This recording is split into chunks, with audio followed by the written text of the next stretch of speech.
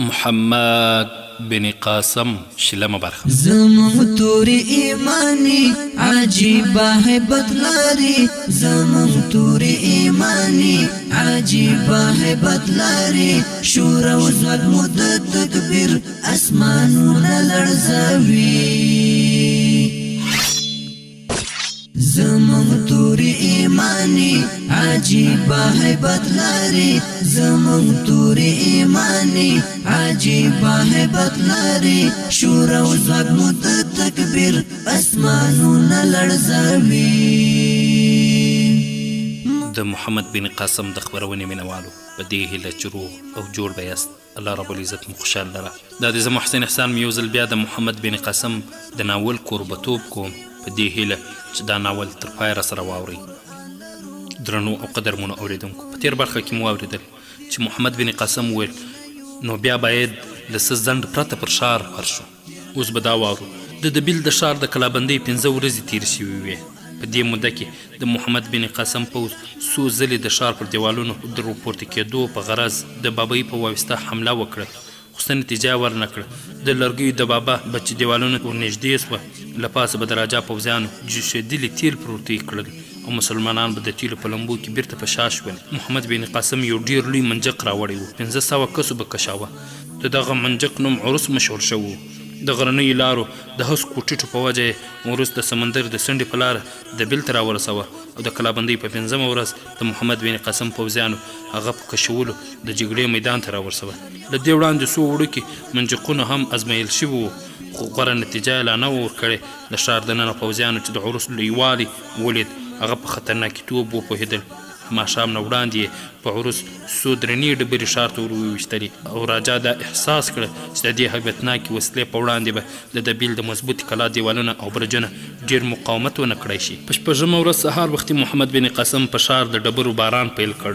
د ښار په منځ کې د یوه درمسال پر دنګ مینار یو سور بیرغ رپېده د درمسال د مینار په څیر دغه بیرغ هم تر نورو لوړ و محمد بن قاسم ته د دغه جنډې اهمیت معلوم و او یو روایت داسې و چې د دبیل د والي له ظلم نه یو برهیمن محمد بن قاسم ته راوتښتېد او ده ته یې دا خبر ورکړ چې تر څو دغه بیرغ نه وي رالوېدلی د ښار خلک به همت ونه بایلي محمد بن قاسم د منجق په ویشتلو کې غیر معمولي مهارت درلود هغه د عرس مخ برابره کړه او سپاهیانو ته یې د ډبرو ورغورځولو امر وکړ درنو ډبرو په ګزار د درمسال د برج لوټې فرق شوې او ورسره سم سور بیرغ هم لاندې راپرېوت د دې برج د رانړېدو او د بیرغ د رالوېدو په وجه د راجا په همپالو سپاهیانو کې د ویرې او ماتې نښې څرګندېدې او حوصلې یې ماتې شوې خو بیا هم هغوی تر ماښامه د مسلمانانو لښکر کلا ته نږدې پرېنښود د ماښام په خړه کې ډېرو د برجونو غشي ویشتونکي کمزوري شول محمد بن قاسم د یوې پرېکنده حملې امر وکړ او د مسلمانانو پوځ د الله اکبر په نعره سره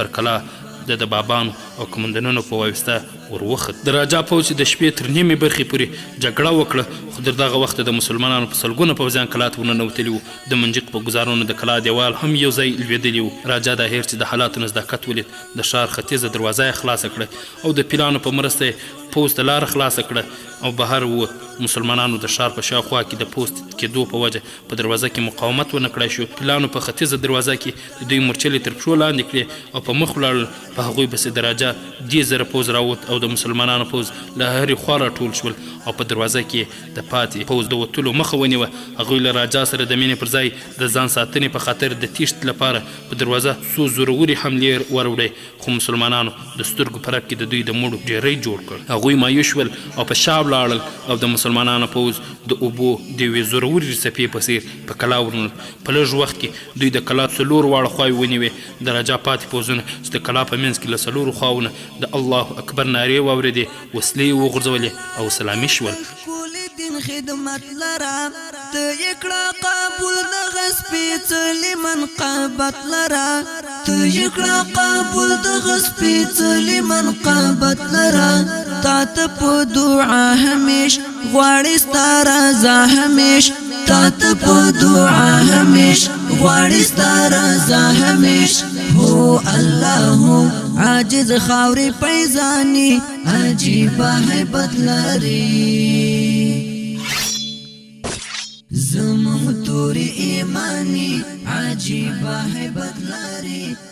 د محمد بن قاسم د خبرونې مینوالو محمد بن قاسم له خپل پوځ سره د دبیل د والي په محل کې د سهار لمونځ ادا کړ د لمر له راختو سره سم د دبیل ویریدلو اوسېدونکو له خپلو بامونو د 19 کلن سالار د پوځ جلوس لیده د کلا له فتح نه وروسته محمد بن قاسم اسیر شوي پوځیان پرېښودل او د زخمیانو په ټوپونه په ټیک کښېښودې روغ یې رخصت کړل هغوی د هندوستان ته د یو نوي دیوتا د راتګ پیغام ورکړ د هغه زلمیتوب زړورتیا د عفو او رحم په باب داسې داستانونه مشهور شوي وو چې د استبدادي حکومت زورول شو خلکو باور نشو پرې کولی په تېرو ورځو کې د راجا پوځ د دبیل ښاریان ډېر ځورولي وو دبیل ته د راجا د پوځونو په راتګ د دوی کورونه ترې پردي شوي وو د شپې به د راجا پوځیانو شراب وچل او مس به په کورونو وننوتل هر څه به یې تالا والا کړل او بیرته به ووتل سهار به د شرم او حیا خاوندانې نجونې په سیرو جامو او ګوډو ویښتانو د دغه سپاهیانو د افسرانو په مخ کې ولاړ وي خپل مظلومیت کیسې به یې ورته کولې خو د شرمناکو کړوس د خداګانو پرته به بل ځواب نه اورېده د خپل راجا د پوځ له دې چلند سره د دبیل ښاریانو که څومره د محمد بن قاسم د رحم او کرم داستانونه اورېدل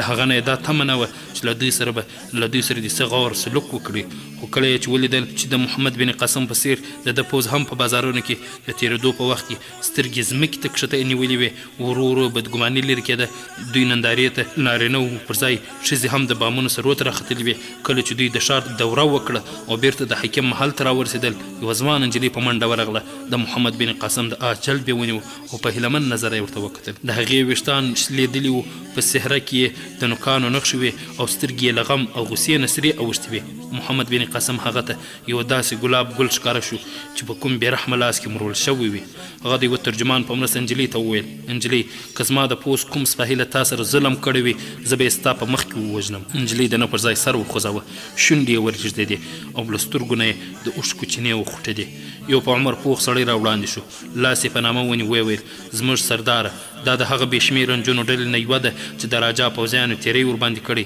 له تا نه انصاف غواړي ناصرالدین د هغه خبرې ترجمه کړې او وویل دا د دبیل مذهبي مشر دی محمد بن قاسم ځواب ورکړ تاسو ما ته لاس په نامه مه درېږئ د دې نجلۍ حساب پر موږ فرض دی د راجا 12,000 پوځیان له موږ سره بندیان دي تاسو یې وګورئ که مجرم پکې وي تاسو به یې وسپارو که نه د سیند تر وروستي بریده به زه د دې مجرم لټوم نجلۍ وویل زما مجرم د دبیل والي دی وړ مشپیا زما بابا بندي کړی و او زه تر دې ځایه خبره ورسوله او بیا غږ په ژړا کې چوپ شو له سترګې یو ځلې بیا اوښکې راوخوټېدې محمد بن قاسم خپل یو سالار راوغوښت او ویې زه د دبیل د ټولو بندیانو د پرېښودو امر کوم د زندان دروازه خلاصه کړه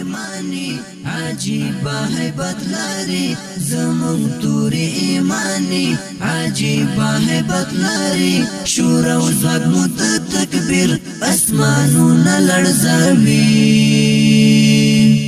هر د جنگ میدان کې مو د سپینې تورې شرنګ ښکاري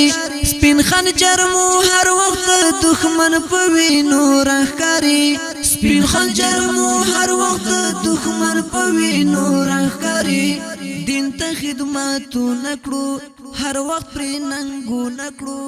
د محمد بن قاسم د خبرونې مینوالو په بله ورځ د دبیل د ټولو نه د لوی درمسال مشر په درمسال کې عبادت کوونکو ته د عربو د یوه ځوان په جامه کې د خدای د یو نوي شکل تبلیغ کاوه د دبیل تر ټولو لوی بت تراش د محبت او عقیدت د احساساتو له جوشه د ښار د لوی درمسال د زینت لپاره د عربو کم عمره او ځوان سالار د بت جوړولو کار پیل کړ محمد بن قاسم په جګړه کې د وژل شوو کورنیو ته مناسبه تنخوا وټاکله ناصرالدین یې د دبیل والي وټاکه یوه زیاته اندازه پیسې د هغه د درمسال د جوړولو او ترمیم لپاره وټاکلې چې په منجق روان شوی و 10 ورځې وروسته یې د نیرون په لوري مخه کړه په دې موده کې د دبیل له خلکو سره د دوی غوره چلند د دوی د تورو د زخمونو ور جوړ کړي وو د رخصت په وخت کې په زرګونه نارینه ښځو ځوانانو او بوډاګانو هغه ته د مینې او خلوص خدای پاماني ویله او په سترګو کې د مینې او خلوص اوښکې وې د دوی له پوځ سره د دبیل له پوځ نه 15,000 تنه شامل شوي محمد بن قاسم غوښتل له رخصتېدو نه وړاندې زبیر ناهید زهرا او خالد له ناصرالدین سره په دبیل کې پرېږدي خو هغوی د ښار تر آرام محل د جګړې نه آرامي او شپه ورځ ستوماني او سرګرداني غوره کړه بیا هم زبیر او خالد د محمد بن قاسم په مشوره غوره وبلله او ناهید او زهرا له ناصرالدین سره په ښار کې پرېښودل زموږ تورې ایماني عجیبه هیبت لري شور او ځواک مو د تکبیر اسمانونه لړزوي پاک ذوالجلالت د ښکلي دین خدمت لره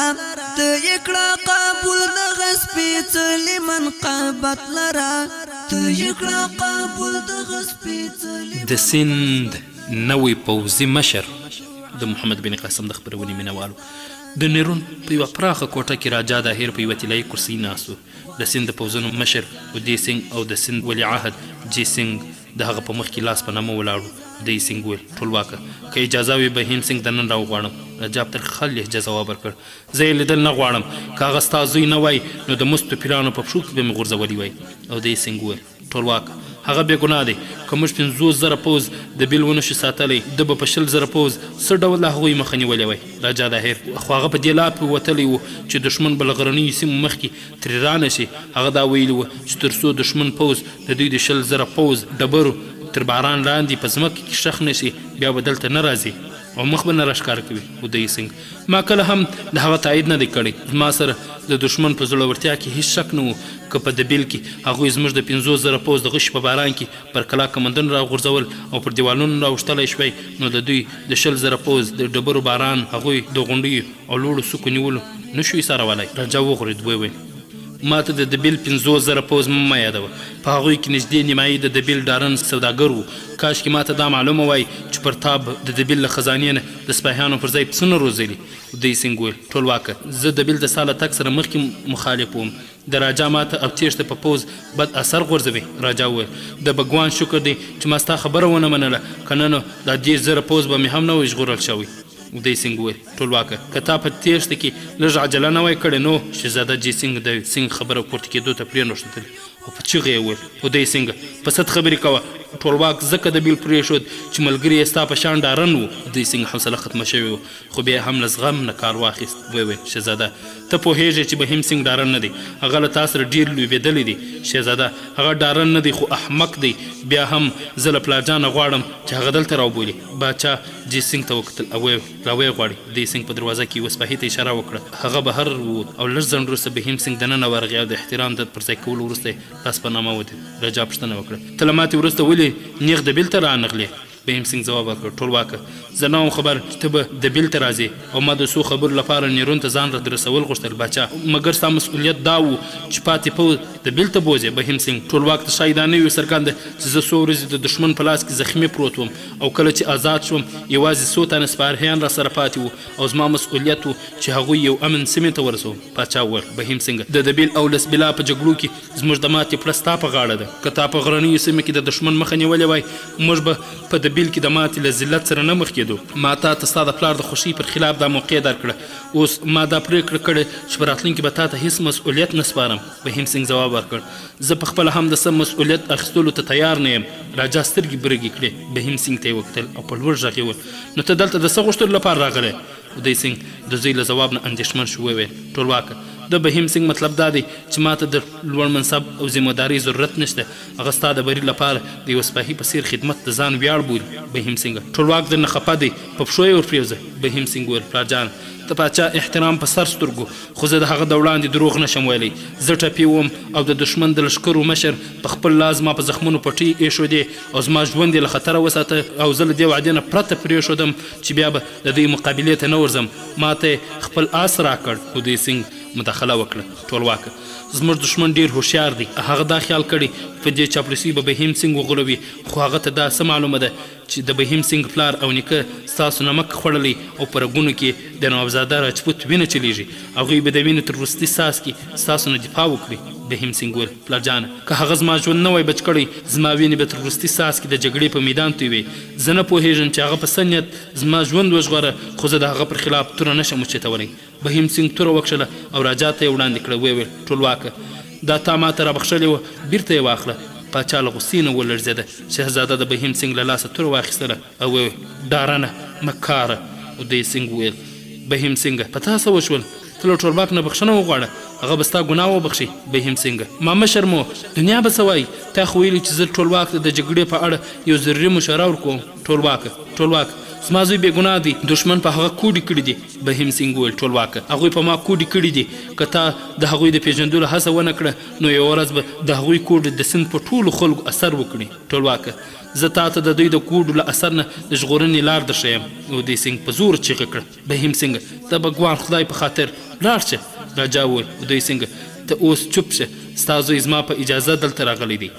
او زما له اجازې پرته له دې ځایه نشي تللی. هو بهیم سینګ تا د دښمن له کوډو نه د خلاصون لاره راښودله. بهیم سینګ وویل ټولواکه هغه دا ده چې عرب او د سراندیب بندیان دوی ته وسپاره، که نه نو له عربو نه به زموږ پر خلاف کوم طوفان رالوتی هغه به هېڅکله هم تم نشي. باچا ناڅاپه له کرسۍ اوچت سو. ته د دښمن پلوی شوی یې او د هغه له ځواک نه ما ویروې. بهیم سینګ په ډاډ ځواب ورکړ ټولواکه تا په دبیل کې هغوی لیدلي دي. راجا په چغو وویل دبیل ما ته ډېر دبیل مه یادوئ. هلته د رمسال د منارې له لوېدو سره ستا په شان ډارن وویرېدل او همت یې بایلود. بهیم سینګ ټولواکه زه ډارن نه یم. باچا د دې مطلب دا دی چې زه ډارن یم. څوک شته؟ اودی سینګ لاس په نامه ودرېد. رژددل غږ یې وویل ټولواکه د ګناه وبخښه، موږ له اوو پښته ستا د کورنۍ خدمتګاران یو. پاچا په غوسه ځواب ورکړ ما ته ستا د کورنۍ د خدمت ضرورت نشته. 15 تنه سپاهیان ایستلې تورې کوټې ته وننوتل او د باچا د امر په انتظار شول. باچا راجا بهیم سینګ ته اشاره وکړه وویل دی بوزي او د نیرون د مندخانې په تیاره خونه کې یې واچوي. دی سینګ وویل ټولواکه د ګناه وبخښه د زما یوازینی زوی دی. جي سینګ راوړاندې شو. د باچا په غوږ کې یې څه وویل او هغه د سینګ ته ځواب ورکړ ته هم له ده سره تلای شې. سیند تا غوندې د لښکر و مشر ته ضرورت نه لري. د شا کوټې نه پرته د شا کوټې نه پرده پورته شوه او ملکه لا دی په بیړه راووته. د باچا مخکې ودرېده وویل دا ته څه کوې؟ او د سینګ د پوځ مشر دی، پوځ به له هغه سره بد سلوک ونه زغمي. جي سینګ په بیړه ځواب ورکړ چې په اوسه دا معلومه شي چې دغه پلار او زوی له دښمن سره ملګري شوي دي هر څه به وزغمي. ملکې وویل زویه دښمن پر سر ولاړ دی، دغه وخت د اختلاف نه دی. جي سینګ ځواب ورکړ د دښمن وروستی منزل د بیل و، هغوی به د سیند د دریاب نه هېڅکله هم راپورې نه وځي. پلارجان غم مه کوه، په څو ورځو کې به له قنوج نه تر ملتانه پورې ټول سرداران او راجاګان زموږ مرستې ته راورسېږي او موږ به دښمن ته داسې ماتې ورکړو چې په خوب او خیال کې یې نه وي لیدلي. زما نظر دا دی چې دوی دواړه ورو ته واستوه. سپاهیانو څه ته ګورئ؟ تاسو د باچا امر وانه ورېد؟ دوی بوځئ. سپاهیان راوړاندې شول خو دی سینګ د لاس په اشاره ودرول، خپله توره یې خلاص کړه او جي سینګ ته یې وویل دا واخله، دا د پوځ د مشر توره ده. زه پر دښمن د سیند د پوځ له بري پرته بل څه نه غواړم. جي سینګ د هغه له لاسه توره اخیستلو پر ځای توره ترې کش کړه او ویې ویل د بري لپاره موږ ستا د دعا ضرورت نه لرو. ماښام او دی سینګ او بهیم سینګ د څو پوځیانو په منځ کې ورته روان شول او د نږدې په رمسالونو کې د پوځ د قومندان جي سینګ د بري دعاګانې کېدلې. قرآن لرو مست خدای په مینه یو، تیر لزان شیرینه یو، مست خدای په مینه یو، تیر لزان شیرینه یو. هو الله یو الأخکار رحمانی عجیب هیبت لري. زمون توری ایمانی عجیب هیبت لري. زمون توری ایمانی. د محمد بن قاسم د خپرونې مینوال د باچا د امر سره سم اودی سینګ او بهیم سینګ د اروپا بندیخانه کې په یوه سمڅه کې بندیان کړل. په دې سمڅه کې یو بندي پخوانی بل هم و. هغه چې دوه نور بندیان ولیدل په ماته ګوډه سندي ژبه یې ورته وویل ځای تنګ دی، بیا هم موږ درې واړه ګزاره پکې کولی شو. تاسو څوک یاست او ولې بندیان شوي یاست؟ اودی سینګ او بهیم سینګ د ځواب پر ځای سترګې وې او بلې خواته په زیر غړولې او د بندي د لیدو هڅه یې کوله. بندي ورته وویل ښایي تاسو مې ونه وینئ، ډېر زر به مو سترګې له تیارو سره عادت شي. کښېنئ، تاسو ستومانه ښکارئ او که غلط نه شم ما ته تاسو دواړه پلار او زوی ښکارئ. اودی سینګ او بهیم سینګ لاس وخوځول او ورو وړاندې ګامونه واخیستل. د یوه دیوال شاته کښېناستل. بندي بیا وویل معلومیږي تاسو هم ما غوندې بې ګناه یاست، وبخښئ په تاسو به زما خبرې بدې لګېږي، خو څو میاشتې مې له کوم انسان سره خبرې نه دي کړي، ځکه خو مې ستاسو په لیدو د خپل سرګذشت اورول او ستاسو د حال اورېدل زړه غواړي. زه لومړی 6 میاشتې د دې سمڅې په سر په یوه بله کوټه کې وم. هلته له ما سره ستاسو د هیواد 6 تنه نور بندیان هم وو.